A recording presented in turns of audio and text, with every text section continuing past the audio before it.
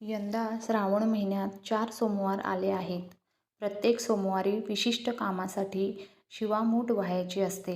महादेवाला मूठभर धान्य वाहण्याची प्रथा आहे. त्यालाच शिवामूठ असे म्हणतात. शिवामूठ हा एक पवित्र वनस्पतींचा संयोग असतो.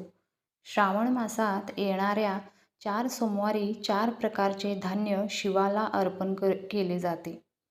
सोमवारी शिवपूजन करून त्यावर प्रत्येक सोमवारी क्रमाने तांदूळ, तीळ, मूग, जवस, सातू यापैकी एकेका धान्याची एक मूठ वाहिली जाते. शिवमूठ वाहिल्याने दोष दूर होतात, आरोग्य लाभते, कर्जमुक्ती होते आणि शांती व समृद्धी मिळते. विशेषतः कष्ट, कर्ज, ग्रहबाधा, शत्रुबाधा व नकारात्मक ऊर्जा यांचा नाश होतो. शिवमूठ वाहताना ओम नमः शिवाय या मंत्राचा जप करत राहा.